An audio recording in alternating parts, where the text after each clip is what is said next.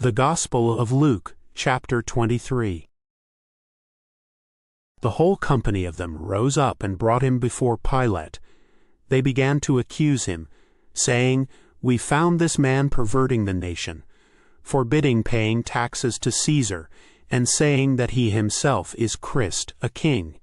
Pilate asked him, "Are you the king of the Jews?" He answered him, "So you say."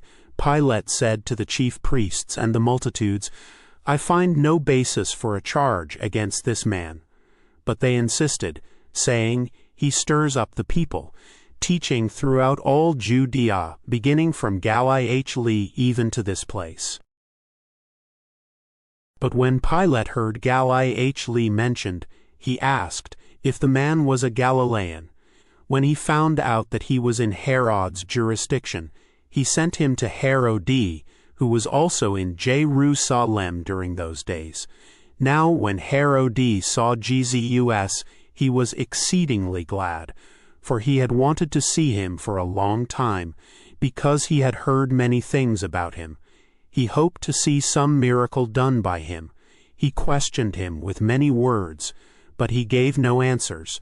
The chief priests and the scribes stood, vehemently accusing him. Herod, with his soldiers, humiliated him and mocked him. Dressing him in luxurious clothing, they sent him back to Pilate. Herod and Pilate became friends with each other that very day, for before that they were enemies with each other. Pilate called together the chief priests, the rulers, and the people, and said to them, "You brought this man to me as one that perverts the people. And behold, having examined him before you, I found no basis for a charge against this man concerning those things of which you accuse him. Neither has Herod, for I sent you to him, and see, nothing worthy of death has been done by him. I will therefore chastise him and release him." Now he had to release one prisoner to them at the feast, but they all cried out together, saying, "Away with this man, release to us Barabbas." One who was thrown into prison for a certain revolt in the city, and for murder. Then Pilate spoke to them again, wanting to release Jesus. But they shouted, saying, "Crucify, crucify him." He said to them the third time, "Why, what evil has this man done? I have found no capital crime in him. I will therefore chastise him and release him." But they were urgent with loud voices, asking that he might be crucified. Their voices and the voices of the chief priests prevailed. Pilate decreed that what they asked for should be done. He released him who had been thrown into prison for insurrection and murder, for whom they asked, but he delivered Jesus up to their will. When they led him away, they grabbed one Simon of Cyrene, coming from the country, and laid the cross on him to carry it after Jesus. A great multitude of the people followed him, including women who also mourned and lamented him. But Jesus, turning to them, said, "Daughters of Jerusalem, don't weep for me, but weep for yourselves and for your children. For behold, the days are coming in which they will say, 'Blessed are the barren, the wombs that never bore, and the breasts that never nursed.' Then they will begin to tell the mountains, 'Fall on us,' and tell the hills, 'Cover us.' For if they do these things in the green tree, what will be done in the dry?" There were also others, 2 criminals, led with him to be put to death. When they came to the place that is called the Skull, they crucified him there with the criminals, one on the right and the other on the left. Jesus said, "Father, forgive them, for they don't know what they are doing." Dividing his garments among them, they cast lots.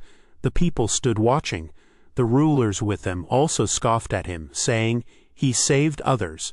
Let him save himself, if this is the Christ of God, his chosen one." The soldiers also mocked him, coming to him and offering him vinegar, and saying, "If you are the King of the Jews, save yourself." An inscription was also written over him, in letters of Greek, Latin, and Hebrew, "This is the King of the Jews."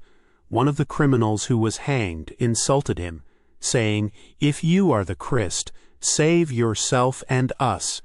But the other answered, and rebuking him said, "Don't you even fear God, seeing you are under the same condemnation? And we indeed justly, for we receive the due reward for our deeds. But this man has done nothing wrong." He said to Jesus, "Lord, remember me when you come into your kingdom."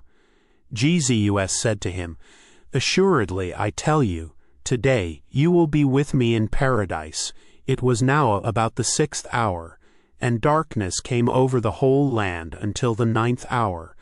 The sun was darkened, and the veil of the temple was torn in two. Jesus, crying with a loud voice, said, "Father, into your hands I commit my spirit." Having said this, he breathed his last. When the centurion saw what was done, he glorified God, saying, "Certainly this was a righteous man." All the multitudes that came together to see this, when they saw the things that were done, returned home beating their chests. All his acquaintances and the women who followed with him from Galilee stood at a distance, watching these things.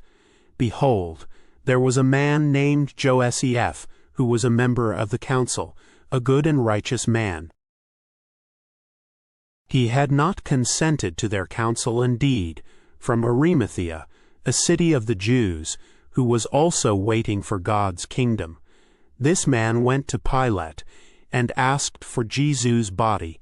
He took it down and wrapped it in a linen cloth, and laid him in a tomb that was cut in stone, where no one had ever been laid. It was the day of the preparation, and the Sabbath was drawing near. The women who had come with him out of Galilee followed after, and saw the tomb, and how his body was laid. They returned, and prepared spices and ointments. On the Sabbath they rested according to the commandment. Lord, crucified innocently yet forgiving, intercede for wrongfully accused in justice systems. Paradise promised to the thief. Offer salvation to the repentant now. Mourn with women at crosses of suffering. Commit spirits into your hands. All glory be to you, now and always. Amen.